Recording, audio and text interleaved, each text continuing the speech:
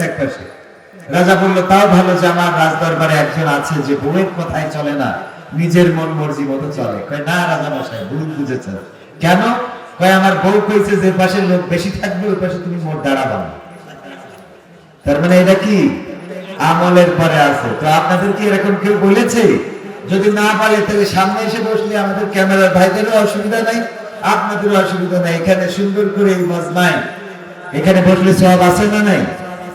সুতরাং একটু ওই পাশ থেকে কষ্ট যদি না নেন আমার যুবকেরা, কলিজার টুকরারা আবার উঠে অনেকে চলে যাচ্ছে। চলে যাওয়ার দরকার নেই, আর চলে যদি যান তাহলে শয়তানের পদাঙ্ক অনুসরণ করবেন। এখানে বসলে আল্লাহ যাদেরকে কবুল করে তারা বসতে পারে, বলেন সুবহানাল্লাহ। আল্লাহ যাদের চান না তারা এখানে বসতে পারবেন।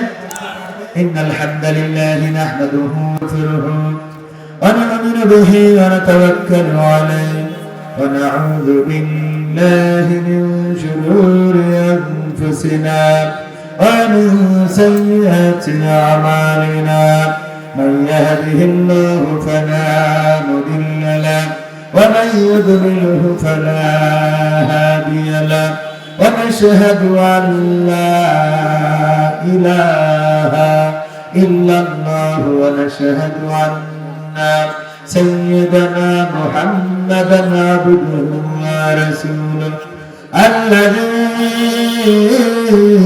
أرسله بالحق بشيرا ونذيرا وداعيا إلى الله بإذنه وسراجا منيرا فقد قال الله تعالى في كلامه المجيد والفرقانه الحميد شباب أعوذ بالله من الشيطان الرجيم بسم الله الرحمن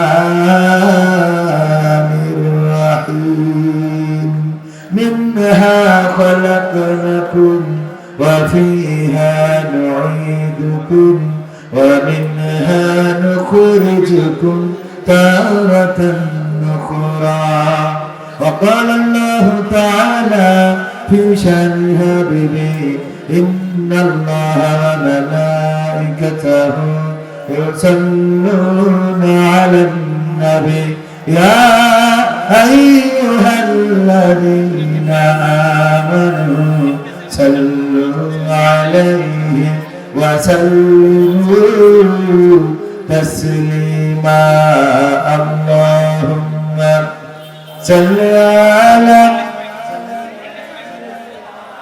مولانا محمد وعلى آله سيدنا এসো হে রাসূল আবার ফিরে আমাদের মাঝে নতুন করে খুতবা দিতে কাবার মিনার পরে আল্লাহুম্মা সাল্লি আলা সাইয়্যিদিনা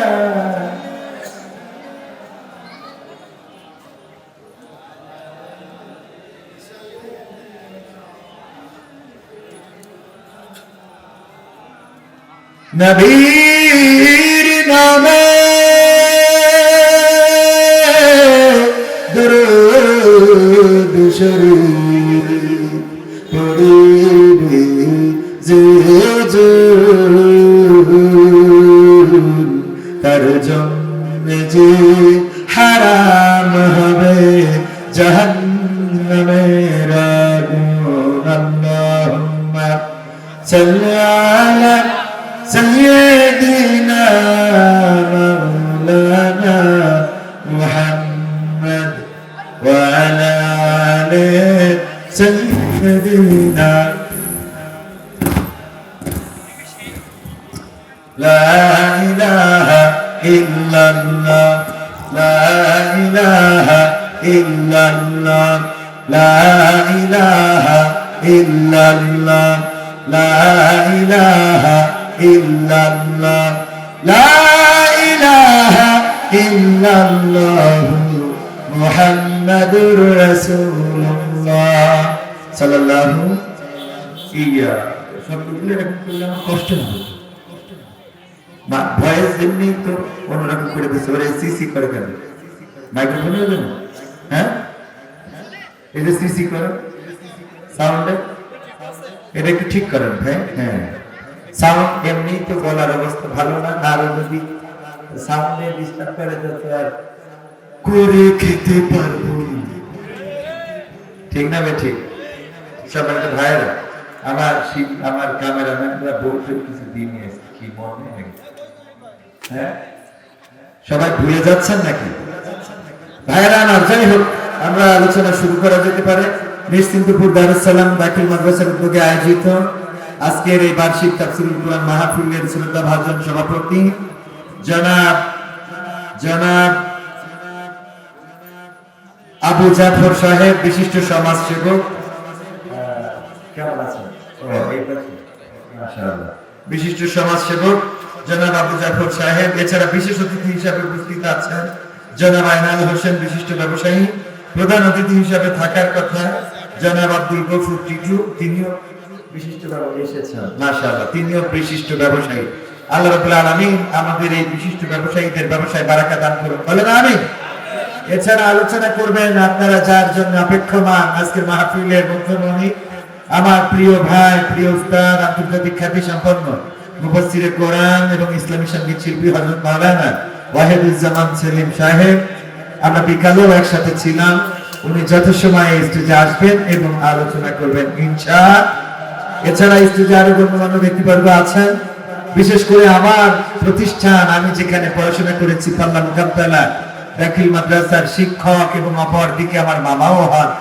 আমার প্রিয় আক্তারুল স্যার এসেছেন আমাদের ইসরাইল হুজুর সহ আরো অন্যান্য শিক্ষক বৃন্দ এসে থাকতে পারেন আমার সামনে ভূমিষ্ঠ দিনদারি মানদারা মুসলমান ভাই মাওলাজিরা পর্দার অন্তরালে ভাই এবং বোনেরা সবাইকে অন্তরস্থল থেকে সালাম জানাচ্ছি আসসালামু আলাইকুম ওয়া রাহমাতুল্লাহ আমরা আল্লাহর শুকরিয়া আদায় করছি যে মহান রব দয়া করে মায়া করে আমাদেরকে মানুষ হিসেবে সৃষ্টি করেছেন আজ পর্যন্ত সুস্থ রেখেছেন ভালো রেখেছেন এখানে আসার বসার তৌফিক দান করেছেন সেই রবের শুকরিয়া আদায় করে সবাই পড়ছি আলহামদুলিল্লাহ আল্লাহর শুকরিয়া আদায় করলে কি আমাদের নিয়ামত কমে না বাড়ে তাহলে চিৎকার করে বলেন আলহামদুলিল্লাহ আল্লাহর শুকরিয়া আদায় করতে যারা কার্পণ্য বোধ করে তাদের নিয়ামত সংকুচিত হয়ে যায় আর যারা শুকরিয়া আদায় করে বিপদে পড়েও মুসিবতে পড়েও যদি শুকরিয়া আদায় করে আল্লাহ রাব্বুল আলামিন তার উপরে খাস রহম ভেঙে দেন বলেন আমিন আল্লাহ রাব্বুল আলামিন তাদের উপরে খাস রহমত বর্ষণ করুন বলেন আমিন সবাই ভাইরা এই জন্য আমরা বিপদে আপদে মুসিবতে আল্লাহ শুকরিয়া আদায় করব আমরা কোন একটা ঘটনার মাধ্যমে জেনেছিলাম জানি না এটা হাদিসে আছে কিনা যে পরকালের ময়দানে কোন একজন ব্যক্তিকে বলা হবে যে তোমার জন্য তো জাহান্নাম ফয়সালা হয়ে গেছে তখন ওই ব্যক্তি খুব জোরে দৌড় দিবে তো আল্লাহ ডাকতে এই জাহান্নাম ফয়সালা হয়েছে এত জোরে দৌড়া কেন বলবে যে আল্লাহ সারা জীবন তোমার নাফরমানি করেছি আজকে বিপদের দিনে আর নাফরমানি করতে চাই না জাহান্নাম দিছো আমি যাচ্ছি আল্লাহ বলবেন যে ঠিক আছে এই অনুগতের জন্য তোরে ক্ষমা করে দিই তবে এটার ভিত্তি কতটুকু আমি জানি না বুখারী শরীফের হাদিসে পেয়েছি নবী করিম সাল্লাল্লাহু আলাইহি সাল্লাম বলেন বনী ইসরাইলের একজন বান্দা ছিলেন আল্লাহর এক গোলাম ছিলেন যিনি অন্যায় করেছেন অপরাধ করেছেন জিনা করেছেন ব্যভিচার করেছেন আল্লাহর সব নাফরমানি কাজ করেছেন মৃত্যুর আগে সন্তানদেরকে বললেন আমার মৃত্যুর পরে তোমরা আমার লাশটা পুড়াবা ছাই বানাবা তারপরে উড়াইবা এটা তোমাদের পরে আমার নসিহত ওসিয়ত বললো ঠিক আছে করবো এটা এবং করা হলো করার পর আল্লাহ রাব্বুল আলামিন এই মানুষটাকে বানাতে পারে না আল্লাহ বলেন কোন সাথে সাথে ফায়াকুন হয়ে যায় আল্লাহ বলেন হ্যাঁ সাথে সাথে হয়ে যায় আল্লাহ রাব্বুল আলামিন তাকে সৃষ্টি করলেন এবং বললেন আমার বান্দা তুমি এমন ওসিয়ত কেন করেছিলে তোমার সন্তানদের কেন বলেছিলে পোড়াও ছাই বানাও তারপরে উড়াইয়ে দাও অথবা পানিতে ভাসিয়ে দাও ও বলল আল্লাহ তোমার নাফরমানি করেছি গুনাহগার আমি তোমার হুকুম আহকাম মানি নাই জেনা করেছি গুনাহ করেছি ব্যভিচার করেছি পরনিন্দা করেছি পরচর্চা করেছি আল্লাহ এমন কোন খারাপ কাজ নাই যা করি নাই আমি জানি আমার মৃত্যুর পরে তুমি আমার ধরবা এবং তুমি আমার ধরে শাস্তি দিবা। আল্লাহ তোমার ভয়ে, শুধু তোমার ভয়ে আমি আমার সন্তানদেরকে বলেছিলাম পোড়াও, ছাই বানাও, তারপরে উড়াই দাও, যেন তুমি আমার ধরতে না পারো। আল্লাহ তোমার ভয়ে এই কাজটা করেছি। আল্লাহ নবী সাল্লাল্লাহু আলাইহি সাল্লাম বলছেন, আল্লাহ বললেন এই ভয়টুকু থাকার জন্য আমি তোমার গোটা জীবন জিন্দেগির গুনাহ ক্ষমা করে দিই। সুবহানাল্লাহ বলবেন। আল্লাহ রহমতটা কত বড়, আল্লাহ কত রহম দিয়ে আমাদেরকে বাঁচিয়ে রেখেছেন। যে সময় আমরা এখানে আছি, কত মানুষ হাসপাতালের বিছানায় আছে না, কত মানুষ হাসপাতালে কাতরাচ্ছে। কয়েকদিন আগে মাওয়া টোল প্লাজায় আপনারা দেখেছেন এক্সপ্রেস ওয়েতে কিভাবে একটা পরিবার শেষ হয়ে গেল। কলিজার টুকরা সন্তান 7 বছর বয়স বলল যে বাবা আজকের টোলটা আমি পে করব, আমার কাছে টাকা দাও। 7 বছর বয়স, বাবা রয়েছে, সাথে মা রয়েছে, সন্তান। এই ছোট্ট সন্তান টোল প্লাজায় এসে বাবার কাছে আবদার জানিয়েছে, টোলের টাকাটা আমি পে করব, আমার কাছে টাকাটা দাও। টাকাটা দিয়েছে, পে করার আগে পিছন থেকে এসে বাস একেবারে টোলে নিয়ে চলে গেছে। স্ত্রীটা চাকার সাথে আটকানো, আর সন্তানটার মাথার উপর দিয়ে টায়ার চলে গিয়েছে, চোখ দুটো বের হয়ে গিয়েছে। বাবা নিথর নিস্তব্ধ অবস্থায় খালি শুধু চেয়ে চেয়ে দেখেছে। আল্লাহ না করুক এমন পরিস্থিতি আমাদের হতে পারে না। অনেকেই আমাকে বলে কবির বিন সামান ভাই নিজে মাহফিল করেন, নিজেই গাড়ি চালান, নিজেই এইভাবে করেন, কোন দিন না জানি কাছে পড়ে থাকবে। কইলাম আমি না হয় কাছে পড়লাম, আমার নিশ্চয়তা, আমার কাছে তো মোটামুটি আমার একটা কনফিডেন্স আছে। ভয় হলো অন্যদের নিয়ে, যে আমি তো চালাই ভালোভাবে, কিন্তু আমার যে মারবে সে তো ভালোভাবে চালাবে। কথা কয় না, আমারে যদি কেউ মারে, এই লোকটা যদি ভালোভাবে না চালায়, তাহলে তো আমি যতই ভালো চালাই। টোল প্লাজায় তো দাঁড়িয়েছিল এই গাড়িতে, অন্য কোনো অপরাধ নেই, পরিবার শেষ হয়ে গেল। এরপরে দেখেন কাজাকিস্তানে বিমান বিধ্বস্ত হলো। যদিও দুর্ভাগ্য বলবো না, যে ভাগ্যক্রমে 28 জন মতো বেঁচে গেছে। কতজন বেঁচেছে? 28 জন মতো। বাকি 80-90 জন ইন্তেকাল করেছেন। তারা বিধ্বস্ত হওয়ার আগে আল্লাহর জিকির করছিল, এটাও আমাদের চোখের সামনে পড়েছে না পড়ে নাই? এরপরে দক্ষিণ কোরিয়া, নাকি উত্তর কোরিয়া, দক্ষিণ কোরিয়া বিমান বিধ্বস্ত হলো। 181 জন, বিমান ক্রু সহ 181 জন, তার মধ্যে 2 জন বেঁচে আছে, 179 জন সেখানে পৃথিবী ছেড়ে চিরজনমের মতো বিদায় নিয়েছে। ভাইরা আমার, এই জাতীয় মৃত্যু প্রতিদিন আমাদের সাথে ঘুরে বেড়ায় না বেড়ায় না? আমরা তো মৃত্যুর কাছ থেকে কিছু সময় ধার পেয়েছি। আল্লাহ বলছেন, আল্লাযী খালাকাল মাউতা ওয়াল হায়াতা লিয়াবলুয়াকুম আইয়ুকুম আহসানু আমালা ওয়া হুয়াল আজিজুল গফুর। আল্লাহ বলছেন, আমি সৃষ্টি করলাম মৃত্যু এবং সৃষ্টি করলাম জীবন, মাঝখানে তোমাদের একটু সময় দিয়েছি, স্পেস দিয়েছি। আমি দেখতে চাই কে আমলের প্রতিযোগিতায় এগিয়ে থাকে, আমলের প্রতিযোগিতায়। এবং আমি হলাম পরাক্রমশালী, আবার ক্ষমাশীল। আমি ধর্ম আবার ক্ষমাও করবো, এই ইখতিয়ার আছে কার? আল্লাহ চাইলে মারতেও পারেন, বাঁচাতেও পারেন। আল্লাহ যাকে চান তাকে মারেন, যাকে চান তাকে বাঁচান, যাকে চান তাকে সম্মানিত করেন, যাকে চান তাকে অপমানিত করেন। যে চাই ক্ষমতার চেয়ার ধরে থাকবে, আল্লাহ যদি চেয়ারটাই না রাখেন, পৃথিবীর কোন শক্তি নাই সেই চেয়ারে তারে বসিয়ে রাখা যায়। 41 সালের আগে চেয়ার ছাড়বে না, কিন্তু 31 সাল আসার আগে আমার বুবু চলে গেল। বলেন ঠিক কি? وتعز من تشاء وتذل من تشاء। আল্লাহ যাকে চান তাকে সম্মান দান করেন, আর যাকে চান তাকে বেইজ্জতি করেন। ওগো আমার ভাইরা, যে লোকগুলো আগে কারাগারে থাকতো, যে লোকগুলোকে আগে হাতে হ্যান্ডকাপ পরানো হতো, পায়ে ডান্ডা বেড়ি পরানো হতো, যে লোকগুলো ওপেন ঘুরে বেড়ানো দূরের কথা, বাবার জানাজায় পর্যন্ত শরীক হতে পারে নাই, মায়ের কবরের পাশে দাঁড়াতে পারে নাই, এখন সেই লোকগুলো ওপেন ঘুরে বেড়ায়, জনসভা করে, এখন ওপেন কথা বলে, তাদের কথা টেলিভিশনে আসে, নিউজে আসে। আর যারা এতদিন সব দখল করে রেখেছিল, সেই আল্লাহর ওলিরা পালিয়ে বেড়ায়। বলেন সুবহানাল্লাহ। সুবহানাল্লাহ পড়া যাবে না? যাবে। এটাই তো আল্লাহর খেলা। ফেরাউন চেয়েছিল ইব্রাহিমকে আগুনে পোড়াবে, চেয়েছিল না? চেয়েছিল কিনা? পোড়াতে কি পেরেছে? কেন পারে নাই? আল্লাহ রাব্বুল আলামিন গ্রহণ করেছেন, শুকরিয়া আদায় করেছিল কার? দেখেন, শুকরিয়া, আমি সেই শুকরিয়া নিয়ে আলোচনা করতেছি। শুকরিয়া আদায় করলে নিয়ে আমার কিভাবে পেয়ে যায়। ইব্রাহিম আলাইহিস সালাম মাকে বলল যে আমাদের রব কে, আমাদের স্রষ্টা কে? বললো আমাদের স্রষ্টা হলো তোমাদের বাবা। আমার বাবার স্রষ্টা কে? তোমার বাবার স্রষ্টা হলো যে আমরা যে দেবতাগুলোর পূজা করি, এই যে এইগুলো। বলে ওর স্রষ্টা কে? ওর স্রষ্টা তোমার বাবা। তাহলে এটা কেমন হইল? ওর স্রষ্টা বাবা, মানে ওর উপরে স্রষ্টা নাই, কিন্তু বানাইছে কে? তোমার বাবা। বাবা বানাইলে এটা আবার কেমন? সে বাবা বানাইলো, সে আমার বাবার স্রষ্টা। যেটা বাবা বানাইলো এটা বাবার স্রষ্টা হয় কিনা খুঁজতে লাগলেন। ফালাম্মা জান্না আলাইহিল লাইলু রাআ কাওকাবান ক্বালা হাযা রাব্বি। কত সুন্দর করে আল্লাহ রেকর্ড করে দিয়েছেন। এখানে 3টা 4টা আয়াত আল্লাহর কাছে। আল্লাহ রাব্বুল আলামিন বলছে যে যখন কি করলো ইব্রাহিম আল্লাহকে খুঁজতে থাকলেন, তখন আকাশে একটা তারকা উদয় হতে দেখে বললো এই তারাটাই হলো আমার রব, আমি এই রবকে অনুসরণ করি। তারার দিকে অবলোক দৃষ্টিতে তাকিয়ে আছে। হঠাৎ করে তারা অস্তমিত হয়ে গেল। ইব্রাহিম আলাইহিস সালাম বললেন যা ডুবে যায় আমি তার প্রতি কখনো আসক্ত হতে পারি না, আমি তাকে রব মেনে নিতে পারি না। ফালাম্মা রাআল কমারা বাযিগান ক্বালা হাযা রাব্বি। হ্যাঁ, এভাবে পরের আয়াতে আল্লাহ রাব্বুল আলামিন আবার বলেন যখন দেখলেন যে সূর্য উদিত হয়েছে তখন বললেন এটাই আমার রব, এটাই আমার স্রষ্টা। আবার চন্দ্র, যখন চন্দ্র উদিত হয়েছে এটা আমার রব। যখন চন্দ্র আবার লাল হয়ে গেল, সকালে সূর্য উদিত হইলে চন্দ্রের আলো আস্তে করে হারিয়ে গেল, তখন বললো না এটা রব হইতে পারে না। সূর্য দেখে বললো ক্বালা, কি বললো? ফালাম্মা রাআ শামসা বাযিগাতান ক্বালা হাযা রাব্বি হাযা আকবার। হ্যাঁ, আল্লাহ রাব্বুল আলামিন রেকর্ড করে দিয়েছে যে এবার যখন সূর্য উদিত হয়ে গেল তখন বললো এই সূর্যটাই আমার রব, এটা হলো আরো বড়, তারার চেয়ে চাঁদ বড় ছিল, চাঁদের চেয়ে সূর্য বড়, সুতরাং এটা আমার রব। কিন্তু যখন সূর্য অস্তমিত হয়ে গেল তখন কি বললো? সবার মুখস্থ আছে, এইটা অন্তত মুখস্থ আছে।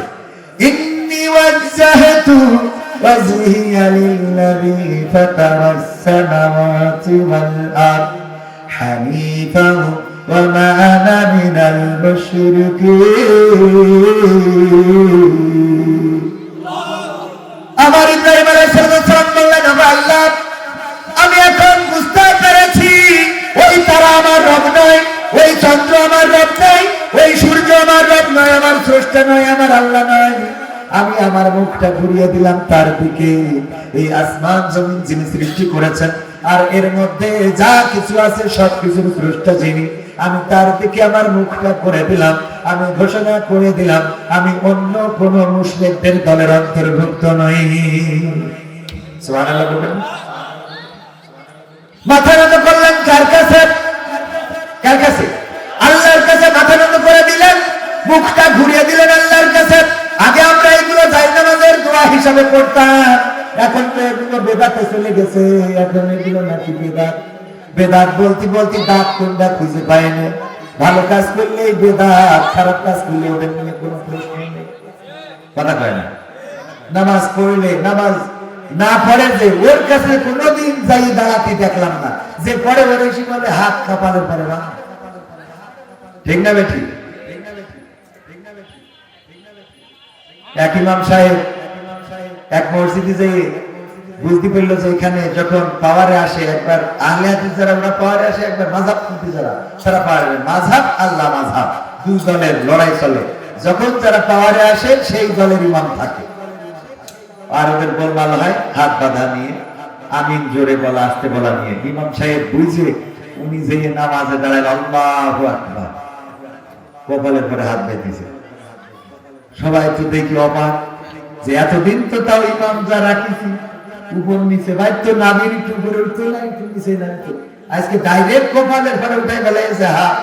ইমামের নামাজ শেষে বলছে যে হুজুরে করলেন কি? কি করলাম? কপালের পরে হাত বাঁধলেন। এতদিন তো শুনেছি হয় নাবির উপরে, বুকের উপরে, নাই নাবির নিচে, কোনো না কোনো এক জায়গায় আছে, নাই হাত ছেড়ে দিয়ে। কিন্তু আল্লাহু আকবার বলে কপালে হাত বাঁধা তো কোনো হাদিস নাই, কোনো হাদিস লাগবে না। একে ইমামতি টিকা রাখার জন্য এটা করেছে। কারণ নাবির উপরে নিচে বাইরে যদি ইমামতি চলে যায় কপালে বাঁধবো। আরো একটা কারণে কপালে বাঁধিছি, সেটা এই যে আমি এসে বুঝলাম যে আমাদের নাবির উপরে নিচে কোনো দোষ নেই, যত দোষ কপালে, যত দোষ কানে। কপাল ঠিক করে নিয়ে আগে কি ঠিক করতে হবে? আগে কপাল ঠিক করা লাগবে। ওগো আমার ভাইয়েরা, ঐক্যবদ্ধতা ছাড়া এই দেশে শান্তি আসা সম্ভব? প্রশ্ন করেছে শাইখের কাছে ডক্টর মিজানুর রহমান, আজহারি ওয়াজ শোনা যাবে কিনা? শাইখ কত সুন্দর করে এই ব্যক্তিটার সম্বন্ধে নেগেটিভ কথা বলে দিলেন। আল্লাহর কাছে দায়ী থাকবেন। কার কাছে দায়ী? আল্লাহর কাছে দায়ী থাকবেন। ডক্টর মিজানুর রহমান আজহারি 3 তারিখে কোথায় আসবেন? কোথায় আসবেন? যশোরবাসী ধন্য। বাংলাদেশের গোটা তরুণ সমাজ নয়, বাংলাদেশের গোটা মুসলিম সমাজ, এমনকি অনেক হিন্দুরাও তার আলোচনা শোনেন। অনেকের আইডল, পরিচিত মুখ, প্রিয় মানুষ ডক্টর মিজানুর রহমান আজহারি, শায়েখ আহমদুল্লাহ। কয় তারিখে? কয় তারিখে? সব মুখস্থ, আমি বলার আগেই তো আপনারা জানেন 3 তারিখে আসবে। এই আলেমটা সম্বন্ধে মন্তব্য করেন, আপনাদের অবস্থা এই যে এই জামানায় যদি ওমর রাদিয়াল্লাহু তাআলা আসতো তাও আপনারা কোনো মন্তব্য করবেন না। ঠিক না? ঠিক। সবকিছুতে ভুল খুঁজে পান। আপনারা বলেন ইমাম মানা যাবে না, যদি তাই না যায় তা শাইখ মুজাফফর বিন নাসির, মাদানি, সুদানি যা আছে একটারও মানা যাবে না। কথা কয় না? মানা যাবে? ইমাম যদি না মানা যায়, আমার যদি ইমাম আবু হানিফা, ইমাম শাফিঈ যদি না মানা যায়, তুমি যে হাদিস দেখাও সেই হাদিসও তো ইমাম বুখারী লিখেছে, ইমাম মুসলিম লিখেছে, ইমাম আবু দাউদ লিখেছে, ইমাম নাসাঈ লিখেছে, ইমাম তিরমিজি লিখেছে। সবগুলো ইমাম, ওই ইমামদের হাদিস দিয়ে তুমি দলিল দিয়ে বেড়াও। তুমি তো ইমাম 6টা মানো, 4টে বাদ দিয়ে। কথা কয় না? 4টে বাদ দিয়ে কয়টা মানে? আমরা তো তাও কমের ঘরে আছি। আমরা কয়টার পরে? ইমাম বুখারী, তার হাদিস থেকে তুমি রেফারেন্স দাও। ইমাম বুখারী তো রাসূল সাল্লাল্লাহু আলাইহি ওয়াসাল্লামের সাহাবাও না, তাবেঈও না, তাবেঈও নাকি তাবেঈ? বরং ইমাম আবু হানিফা ছিলেন তাবেঈ বা সাহাবীর সাথে দেখা হয়েছে, তাবেঈ ছিলেন, সাহাবীকে দেখেছে। যাই হোক, অত দূর আমি ছোট মানুষ, না বলা ভালো। কিন্তু আমাদের কথা হলো, এই জাতীয় কথা বলে, এই জাতীয় কাজ করে সমাজ ধ্বংসের তার প্রান্তে নিয়ে যাওয়া হচ্ছে। আল্লাহ সবাইকে হেদায়েত নসিব করে দিন, বলেন আমিন। ইব্রাহিম আলাইহিস সালাম কি বললেন? আল্লাহর কাছে মাথা নত করে দিলেন, আল্লাহ তোমার দিকে মুখ ঘোরালাম। এই কথাটা বলতে যে আমাদের আগে যায় নামাজের দোয়া বলে এই আয়াতটা পড়া হতো। এখন পড়েন আর না পড়েন, এইটার অর্থ জানলে যদি বলেন যে ওয়াজহাতু ওয়াজহিয়া লিল্লাযী ফাতারাস সামাওয়াতি ওয়াল আরদ হানিফা ওয়া মা আনা মিনাল মুশরিকিন, এই কথাটা যদি বলেন তাইলে অন্তত মুশরিক মার্কা দল থেকে নিজেকে ছাড়াই নেওয়া হয় না? হয় না? ইব্রাহিম আলাইহিস সালাম নিজেকে ছাড়াই নিলেন এবং আল্লাহর কাছে অবনমিত করে দিলেন। আর বিনিময়ে যখন ফেরাউনের বাহিনী, যখন নমরুদের বাহিনী আগুনে ফেলতে চেয়েছিল, আগুনে ফেলার সব পরিকল্পনা বাস্তবায়ন করলো এবং আগুনে ফেললো। ফেলার পরে ইব্রাহিম আলাইহিস সালাম পুড়ে ভস্ম হয়ে গিয়েছিল। বলেন ঠিক কিনা? না? তাহলে ঠিক আছে, আমি একটু মাঝে মাঝে ট্রাই করি যে আমার শ্রোতারা কতটুকু অ্যাক্টিভ। একটু অ্যাক্টিভ হওয়ার দরকার আছে না? নাই? ও আমার ভাইরা, ইব্রাহিম আলাইহিস সালাম নমরুদকে এই কথা বলে নাই, ও নমরুদ আমি এবার থেকে তোমার দল করবো, তোমার মত করবো, তোমার কথা চলবে। এতদিন আমি দাড়ি পাল্লা ধানের শেষ করে ভুল করেছি। কথা বলেন, এখন থেকে তোমার দলে, এখন থেকে তোমার দল ছাড়বো না, এই কথা বলে নাই। বরং ফেরেশতারা আসলো যে ইব্রাহিম সাহায্য করবে নাকি? ইব্রাহিম আলাইহিস সালাম বললেন তোমরা এসেছো কি আল্লাহ পাঠিয়েছে নাকি? কয় না, আল্লাহর থেকে অনুমতি প্রার্থনা করে তারপরে এসেছি। ইব্রাহিম আলাইহিস সালাম বললেন চলে যাও, চলে যাও, সেই রবের কাছে চলে যাও যে রবের কাছ থেকে তোমরা অনুমতি নিয়ে এসেছো। আমার অবস্থা তোমাদের থেকে সেই রব আরো ভালো জানে। ভালো জানেন কে? আল্লাহর শুকরিয়া আদায় করার কারণে, আল্লাহর কাছে নিজেকে নিবেদিত করার কারণে, আল্লাহর প্রতি অনুগত হওয়ার কারণে, ওই বিপদের মধ্যেও আল্লাহকে ভুলে না যাওয়ার কারণে আল্লাহ বললেন ইয়া নারু কুনি বারদাও ওয়া সালামান আলা ইব্রাহিম। ও আগুন, তুমি আমার ইব্রাহিমের জন্য ঠান্ডা আরামদায়ক হয়ে যাও। ঠান্ডা আরামদায়ক হয়ে গেল, ফুলের বাগান হয়ে গেল।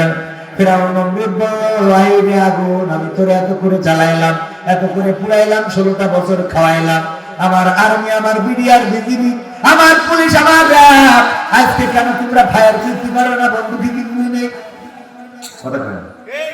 বলেছে না বলে না? একদম মিল খুঁজে নেবেন যে ওরে আগুন কেন মারতে পারো না? এত করে তেল ঢাললাম, সবিন তেল না কিরাসিন, পেট্রোল, গ্যাস, কাঠ, আমার সৈন্য বাহিনী সব লাগাই দিলাম, আমার শত্রুরে পোড়াতে হবে, আর আজকে তোমাদের কি হলো? গুলি কেন বের হয় না? আগুন এখানে পুড়ায় না, আপনারা আবার অন্য জায়গায় নিয়ে বের। কথা কি বোঝা গেছে? ও আমার ভাইরা, আগুন কেন পুড়ায় না? আগুনের জবান আল্লাহ খুলে দিলেন। আগুন বলল, ওরে নমরুদ আসো।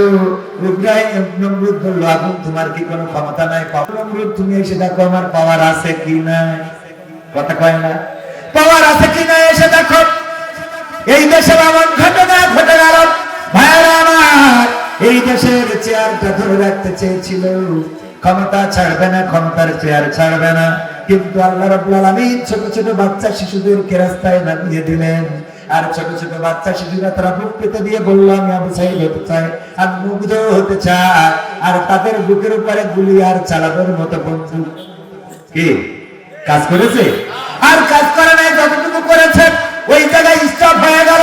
তারপরে নিজেদের দেশ থেকে চলে যাওয়া লাগলো। আমার ভাইরা, এই জন্য নিবেদিত প্রাণ হতে হবে আল্লাহর কাছে। যদি আল্লাহর কাছে নিবেদিত প্রাণ হতে পারেন, বিপদে পড়লে, মুসিবতে পড়লে প্রশান্তি আছে না নাই? প্রশান্তি আছে না না? আল্লামা সাঈদী কত বছর ছিলেন কারাগারে? 13 বছর। কত বছর? টেকনাফ থেকে তেতুলিয়া, রূপসা থেকে পাথুরিয়া, একটি নামে সবাই যাকে চেনে। এক দুইজন নয়, দেড় শতাধিক মানুষ জীবন দিল শুধু জারি প্রেমে। সেই মানুষের মুক্তি চেয়ে যেতাম আমি গান গেয়ে, সেই মানুষের মুক্তি চেয়ে যেতাম আমি গান গেয়ে, সেই মানুষটি নাই দুনিয়ায় নাই।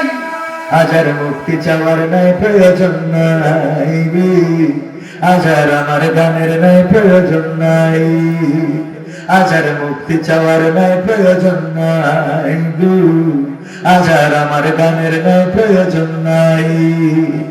আল কোরআনের মধুর বাণী বলত সুরে সুরে, নবীর বাণী পৌঁছে দিত বিশ্বটাতে ঘুরে। আল কোরআনের মধুর বাণী বলত সুরে সুরে, নবীর বাণী পৌঁছে দিত বিশ্বটাতে ঘুরে। তার মুখের বাণ শুনে হতো মুসলমান, বুকের সাথে বুক মিলিয়ে ধন্য কত প্রাণ।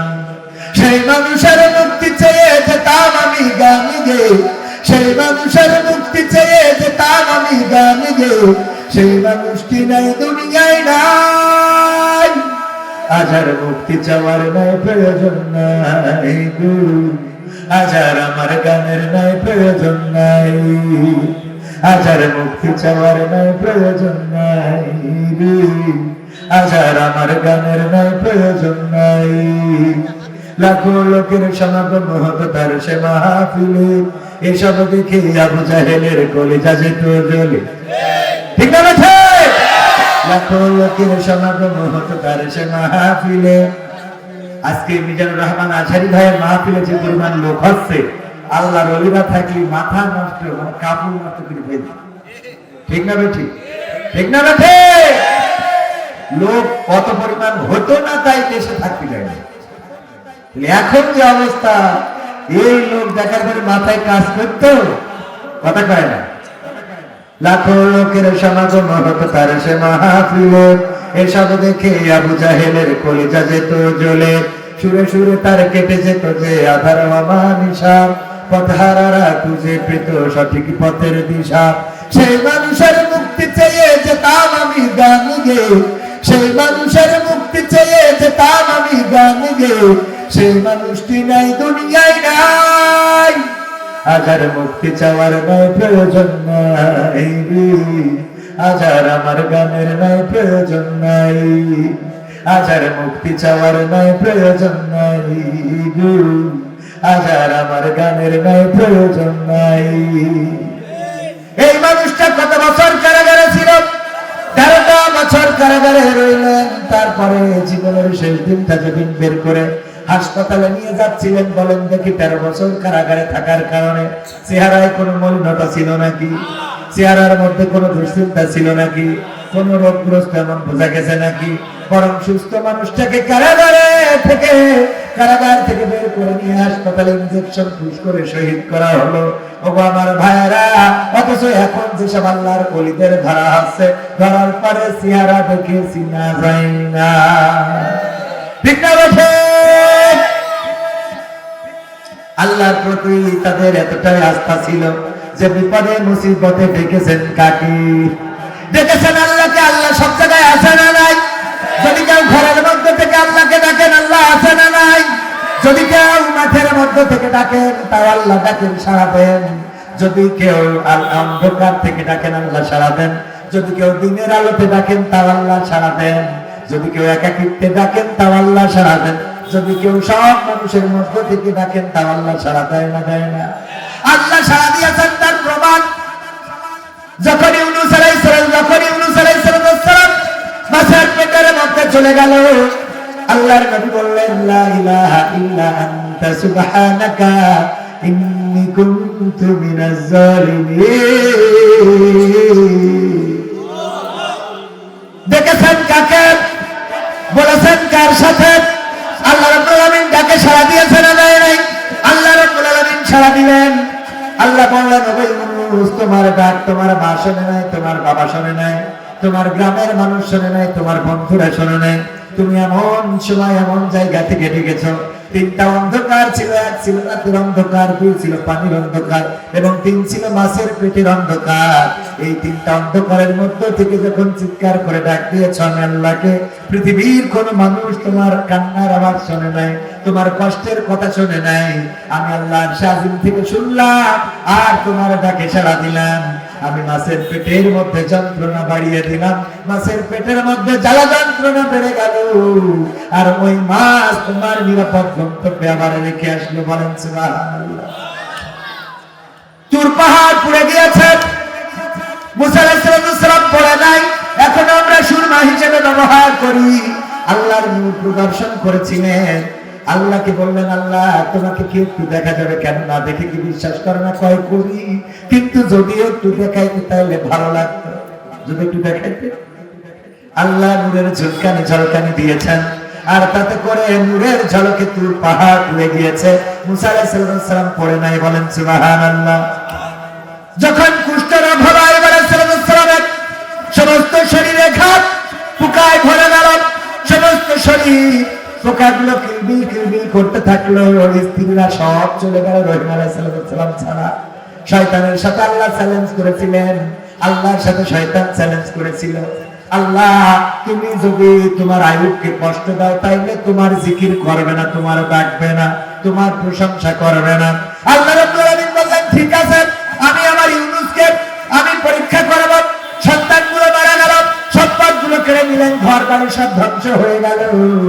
তারপরেও আল্লাহর জিকির করে আইয়ুব আলাইহিস সালাম। আল্লাহ রাব্বুল আলামিন সমস্ত শরীরে ঘা দিলেন, ঘায়ের সাথে পোকা দিলেন। তারপরেও জিকির করে শয়তানের ভয়ে, দেখ আমার বান্দা, আমার গোলাম, আমার আইয়ুব এখনো আমার নাম জপে। শয়তান বলল, আল্লাহ তুমি যদি জিহ্বাতে দাও তাইলে রাগ করি আর তোমার নাম জপবে না।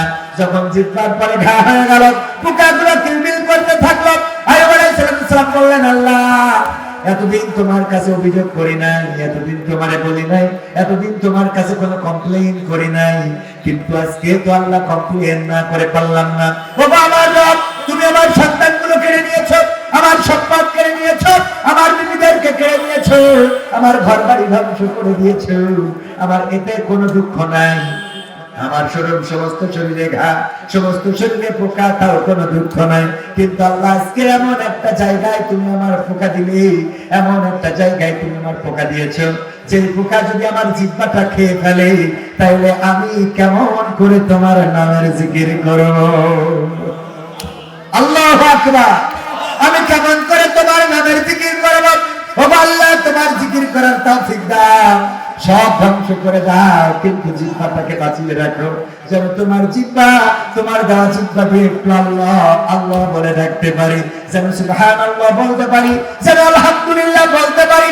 আল্লাহ রাব্বুল আলামিন শয়তানকে বললেন, ওগো শয়তান, আমার আইয়ুবকে সব পরীক্ষা করা হয়ে গেল, তার জিহ্বায় পোকা দিলাম, সে আমার ডাকার জন্য জিহ্বাটাও ধ্বংস করে দিতে নিষেধ করে দিয়েছে। সুতরাং শয়তান তুমি হেরে গেছো। আমার বান্দা আমার জিকির করবে, আমার শুকরিয়া আদায় করবে, আমার প্রতি কৃতজ্ঞ থাকবে, এই হলো আমার বান্দা। বলেন সুবহানাল্লাহ। আল্লাহকে ডাকবেন, আল্লাহ সাড়া দিবেন। এমন ভাবে অসংখ্য ঘটনা আছে। আল্লাহকে চেয়েছে যারা, আল্লাহকে পেয়েছে তারা। শিল্পী গানে গানে বলেছে, বলবো কেউ বলে বলুক তোমায় চেনা বড় কঠিন দায়, কেউ বলে বলুক তোমায় চেনা। তোমার প্রেমে যে মজেছে মৌলা, তোমার প্রেমে যে মজেছে মৌলা, প্রেমে ডুবে মরেছে, কেউ বলে বলুক তোমায় চেনা বড় কঠিন দায়, কেউ বলে বলুক তোমায় চেনা। ইব্রাহিমকে হাত পা বেঁধে নমরুদ মনের জ্বালা মিটাতে ছিটকে দিল আলোকূপে। ঠিক না ঠিক? ইব্রাহিমকে হাত পা বেঁধে নমরুদ মনের জ্বালা মিটাতে ছিটকে দিল আলোকূপে।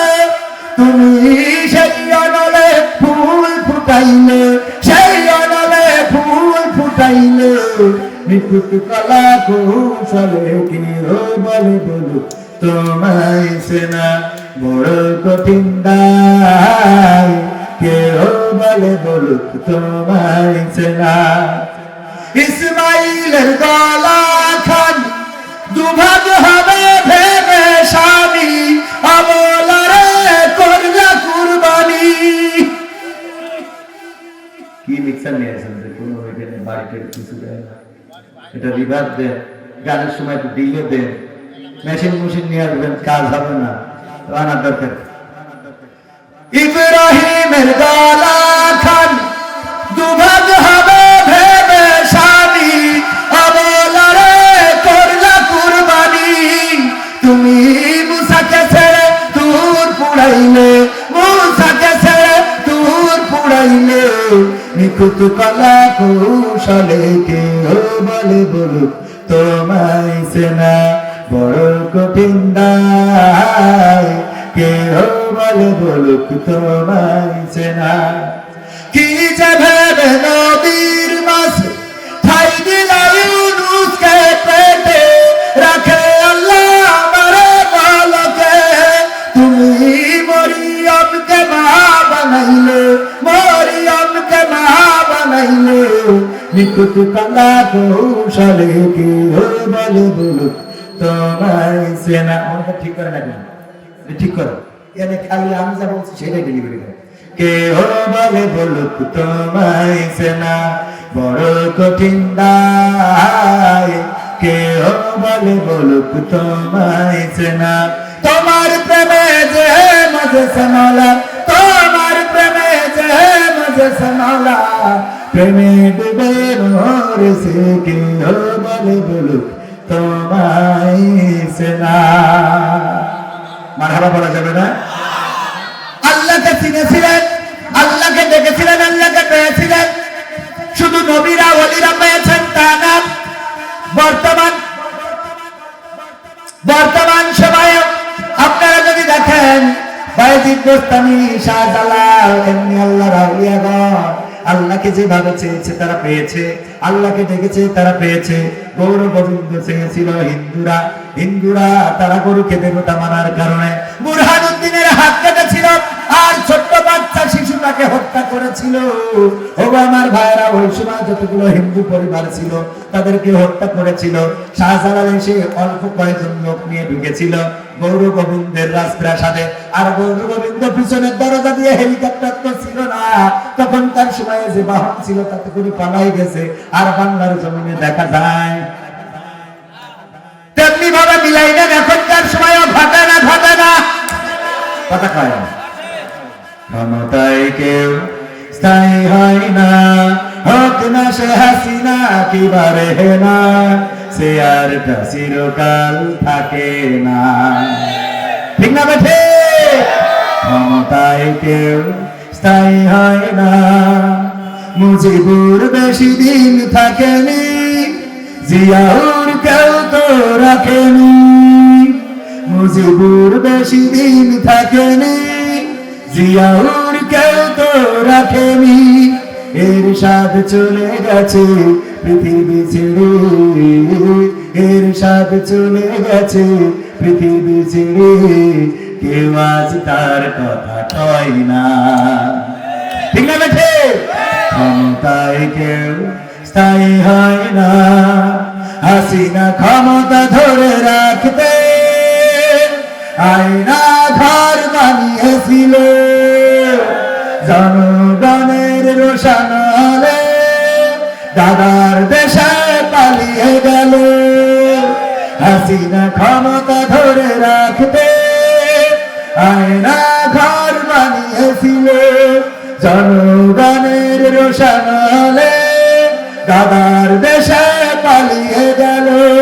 বিবি হারুনের পাশে আর, বিবি হারুনের পাশে আর পরিমণিদের দেখা যায় না। ঠিক না বেঠে? এখন কি তাদের দেখা যায় না? দেখা যায় না, তারা আসে না, আবার যাওয়ার সুযোগ নাই।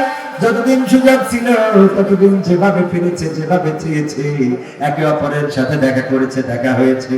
ও আমার ভাইয়েরা, এই বাংলার জমিনে জুলুম করে, নির্যাতন করে বাংলার জমিন শুধু নয়, আল্লাহর জমিনে পার পাওয়া যাবে না। কারণ আল্লাহ রাব্বুল আলামিন যখন কেউ জুলুমের সীমা অতিক্রম করে, তখন তার রহমত বর্ষণ করে দেন। বলেন সুবহানাল্লাহ। আবাবিল পাঠিয়েছিলেন কার ধ্বংস করার জন্য? কার? আব্রাহা। কারণ কি? মক্কা ধ্বংস করতে এসেছিল। ওই সময় মক্কাবাসী আব্রাহার সৈন্যের সামনে দাঁড়াবে এই ক্ষমতা ছিল না। এই জন্য আব্দুল মুত্তালিব কাবার দরজায় হাত রেখে বলেছিল, ও কাবার মালিক, তোমার কাবা তুমি রক্ষা করো। আমার সেই ক্ষমতা নাই যে ক্ষমতা দিয়ে বাদশা আব্রাহার পাশে দাঁড়াবো, তার প্রতিবাদ করবো। আল্লাহ রাব্বুল আলামিন রক্ষা করেছে না করে না? কি পাঠিয়েছিলেন? আবাবিল। বর্তমান সময়ে মনে করেন না যে শেখ হাসিনার কথা বলছি। আপনার গ্রামেও কোন জুলুমবাজ থাকলে দেখবেন যে তার মৃত্যু হবে এমন, তার পরিস্থিতি হবে এমন যে একসময় মানুষ কুত্তাকে মূল্যায়ন করবে, কিন্তু তাকে না। আছে না? না মাঝে মাঝে উদাহরণ দিতে যায় বলি, অনেক সময় দেখা যায় খুব করে ধমক দেয়, শাটার খুলবি না, একেবারে কাঠি খুলে ভালো। খবরদার শাটার খুলবি না, কাঠি খুলে ভালো। আমার মাইকেলা ভাইরা বোঝে না, ওইদিকে মাইকি কটিলে মিলে মারে, এই জায়গায় মনটা আমি যেটা পাই সেইটাই কিছু না। অথচ এইটা ঠিক করার দরকার ছিল আমাদের আগে, কারণ বক্তা না পাইলে শ্রোতা শুনতে, এগুলো বোঝা দরকার। ভাইরা ওইদিকে বাড়ি মেরে লাভ নেই, এনে বাড়ি বের ভালো লাগবে। ও আমার ভাইরা, অনেকে বলেন এই শাটার খুলবি না, একেবারে তোর শাটার খুলি ভালো। হঠাৎ যদি আল্লাহ নেটওয়ার্কের বাইরে এরকম হয় না, এটাকে কি বলে? প্যারালাইজড। কি বলে? পরের দিন দোকানদার যাইয়ে যদি বলে যে ভাই আপনি তো শাটার খুলতে মানা করেছেন, তা আসিছি আপনার কাছে, শাটার কি খুলবো নাকি আপনি আমার শাটার খুলবেন? তো এক পাশ কি গেছে, হ্যাঁ হ্যাঁ খুলবেন, আমার কাকু এ হ্যাঁ না খাই না।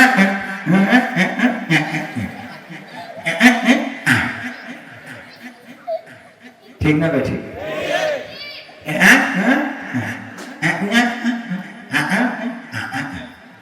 মানে আমি হাতে খাতে পাচ্ছি না, পাশ পড়িয়ে শেষ। কথা কি বুঝা গেছে? তাই না? সব শেষ, একদম সাইড দিয়ে শেষ। এত ক্ষমতার বড়াই দেখায় লাভ আছে?